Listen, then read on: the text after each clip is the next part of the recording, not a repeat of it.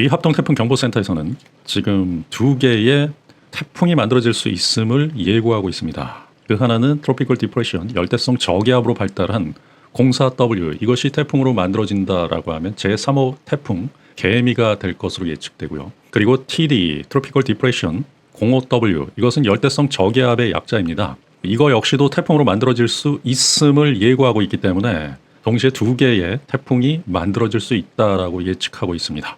현재는 열대성 저기압이다라고 볼 수 있고요. 이 2가지 태풍이 만들어진다라고 하면 이 2개는 끌어당기고 또 서로 간에 밀어내는 그런 후지와라 효과다라고 해서 그런 효과를 통해 가지고 우리나라 쪽으로 올라올 수 있는 경우도 생길 수 있기 때문에 앞으로의 상황을 굉장히 예의주시해야 된다라는 말씀드립니다. 그러면 제3호 태풍의 예측 경로입니다. 제3호 태풍 개미입니다. 25일 06 줄루다라고 하면 25일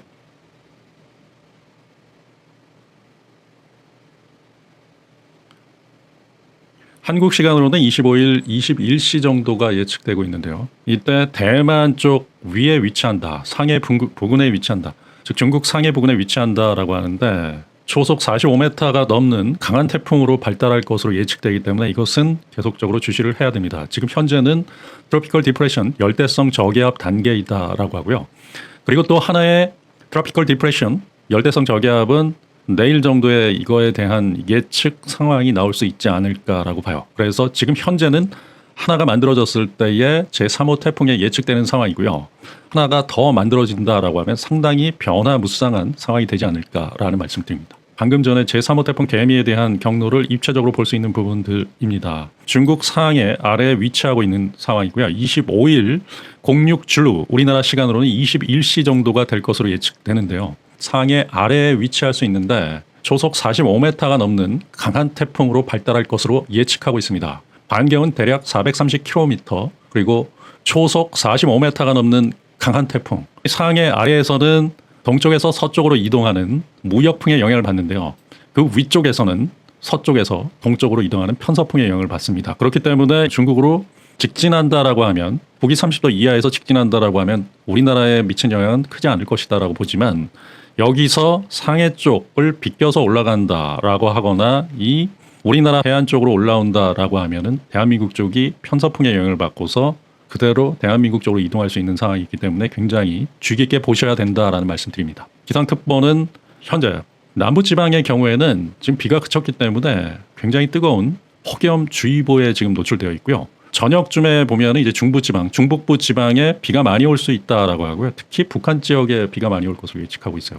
그래서 호우 예비특보가 예측되고 있는 상황입니다. 예비특보입니다. 앞으로의 날씨 상황을 좀 더 면밀히 보겠습니다. 윈디닷컴에서는요, 유럽 중기예보센터, 그리고 일본 기상청, 그리고 미 해양기지국, 미국 기상청, 그리고 독일 기상청까지를 볼 수 있는 정보를 포함하고 있습니다. 지금 현재의 상황이고요. 보시면 온대성 저기압이 북한 쪽으로 이동하면서 북한 쪽에는 상당히 많은 비가, 폭우가 올 수 있다라고 하고요. 그러면서 중부지방도 비가 오는 구역이 있을 수 있다. 중북부 지방입니다. 비가 오는 구역이 있을 수 있다라고 볼 수 있고요. 20일 21시의 상황입니다. 21일 03시, 일요일 03시의 상황 보시면은 중부지방에 비가 오는 구역이 있고요. 서울 경기 지역에 비가 많이 내릴 수 있다라고 예측하고 있고요. 06시 선형 강수대가 다시 밑으로 조금 내려가고 있는 상황이 보입니다. 06시의 상황에서는 대전 쪽에 비가 올 수 있다라고 예측을 하고 있습니다.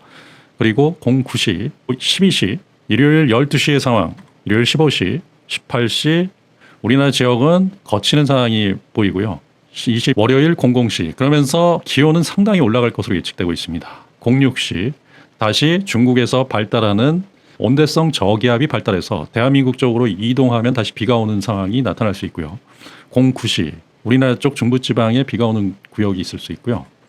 22일 12시, 15시, 22일 18시 보면은 대체적으로 정체전선이 대한민국 쪽보다는 북한 쪽으로 이동하는 부분들, 이렇게 정체전선이 형성되고 있는 부분들을 볼 수 있습니다. 1시, 그리고 화요일 00시, 화요일 03시, 화요일 06시, 화요일 09시, 화요일 12시, 그리고 화요일 15시, 화요일 18시, 화요일 21시, 수요일 00시까지 보시면 온대성 저기압이 올라가면서 생성되면서 이것이 이동하면서 북한 쪽에 상당히 많은 비를 내리게 할 것으로 예측되고요. 일본에서 상당히 많은 비가 왔고요. 그 정체전선이 올라오면서 대한민국과 일본 북부 쪽에서 왔다 갔다 하다가 다음 주의 경우에는 아마도 이것이 북한 쪽으로 이동하면서 주말부터 북한 쪽으로 이동하면서 북한에 상당히 많은 비가 올 것으로 예측되고요. 그러면서 대한민국은 흐린 날씨, 소폭의 비가 오는 날씨와 흐린 날씨, 온대성 저기압이 급속도로 발달해서 우리나라 쪽으로 이동할 때 중북부 지방 같은 경우는 이제 폭우가 올 수도 있는 부분들이 있기 때문에 그러한 부분들을 조심하셔야 되고요.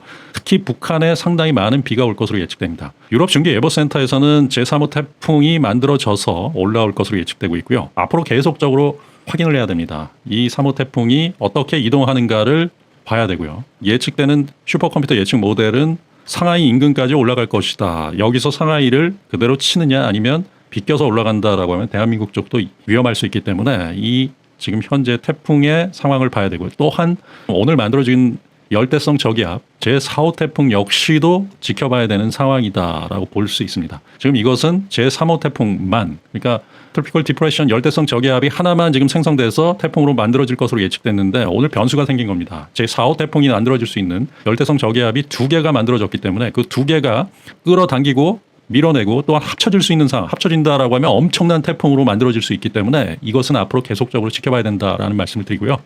유럽 중기예보센터에서는 상하이를 관통하면서 그대로 올라갈 것으로 예측되지만 여기서는 편서풍의 영향을 받기 때문에 대한민국 쪽으로 올 가능성도 계속적으로 지켜봐야 된다라는 말씀을 드립니다. 태풍의 지위를 가지고 북한까지 올라갈 수 있을 것으로 예측되기 때문에 앞으로의 상황을 계속적으로 지켜봐야 되고요. 그러면 미 해양 기지국에서 바라보고 있는 상황은 어떤가? 23일, 24일 더 강력한 태풍으로 상하이 쪽에 위치할 것으로 예측되고요. 이것은 26일 상하이를 관통할 것으로 예측해서 중국으로 올라갈 것으로 예측하지만 이거 역시도 편서풍의 영향을 받아서 어떤 식으로 갈지는 두고 봐야 된다라고 보고요. 현재 열대성 저기압이 만들어지기 전의 상황입니다. 그렇기 때문에 열대성 저기압이 하나 더 만들어졌을 때 2개가 지금 만들어지는 상황이기 때문에 이거는 앞으로의 상황이 어떻게 될지는 두고 봐야 된다. 지금은 굉장히 유동적이다. 지금 보고 있는 화면은 지금 뇌우의 상황, 천둥과 번개의 상황입니다.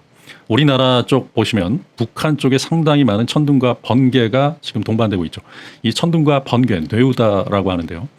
이것을 동반한다라고 하면 굉장히 큰 폭우를 동반할 수 있다는 거죠. 대기의 불안정으로 인해서 발생하는 천둥과 번개이기 때문에 여기에는 소나기, 굉장히 큰 폭우를 동반할 수 있기 때문에 북한 쪽에 지금 저기압이 발달하면서 중국에서 발달하면서 이동하면서 북한 쪽에 상당히 큰 비가 올 수 있는 가능성이 있다라고 보시면 됩니다. 이 천둥과 번개에 의한 소나기, 뇌우 그러한 상황 속에서 큰 비가 왔기 때문에 시간당 100mm가 넘는 상당히 큰 비가 왔기 때문에 그러한 부분들을 조심해야 됩니다. 즉 뇌우의 상황을 앞으로도 계속적으로 주의 깊게 봐야 된다라고 보고요. 특히 태풍이 왔을 때의 경우에도 이 뇌우 상황들, 천둥과 번개를 동반하는 그런 상황에서 상당히 큰 비가 피해를 야기할 수 있기 때문에 이러한 상황들을 봐야 된다라는 말씀드립니다. 올해는 슈퍼 엘니뇨, 해수온의 기온이 예년에 비해서 2도 이상 높은 단계입니다. 그렇기 때문에 굉장히 주의를 기울여야 되고요. 작년도 엘니뇨, 작년에 포항 1사단 해병대와 관련된 부분들도 있었고요. 대민 지원을 나갔다가 우리나라 해병대원이 사망하는 사건도 있었죠. 그때도 상당히 큰 폭우에 의해서 실종자를 찾기 위한 수색 작업에서 그러한 부분들이 있었는데 올해 역시도 이 폭우와 그리고 태풍에 의해서 상당히 큰 피해를 줄 수 있는 부분들이 있기 때문에 특히 엘니뇨의 막바지입니다. 올해 여름은 아주 최악의 변동성이 될 수 있는 그러한 날씨를 가지고 있다라고 보셔야 되고요. 그리고 겨울철은 다시 한번 말씀드리지만 라니냐가 시작된다. 라니냐는 상당히 추운 겨울을 만들 것으로 예측하고 있습니다. 이것은 세계 기상기구에서 발표한 북반부의 상황이기 때문에 여러분들이 반드시 인지하셔야 되고요. 특히 1차 산업, 농업, 그리고 과수원, 어업 이런 데 종사하시는 분들 같은 경우는 특히 조심해서 풍년이 아니더라도 어느 정도 수확이 됐다라고 하면 그 정도에 만족할 수 있는 부분이어야 되지 않나라고 하고요. 이런 기상 이변으로 인해서 곡물가가 상당히 뛰는 현상이 나타날 가능성이 굉장히 크다라고 볼 수 있습니다. 앞으로도 이 태풍은 계속적으로 추적을 통해 가지고 여러분들께 말씀드릴 것을 약속드립니다. 감사합니다. 위기는 반복되어 위기에 또 당하지 않기 위해서는 잊지 말아야 돼요. 끊임없이 의심하고 사고하는 것, 당연한 것을 당연하게 생각하지 않는 것, 그리고 항상 깨인 눈으로 세상을 바라보는 것. 성우투자입니다.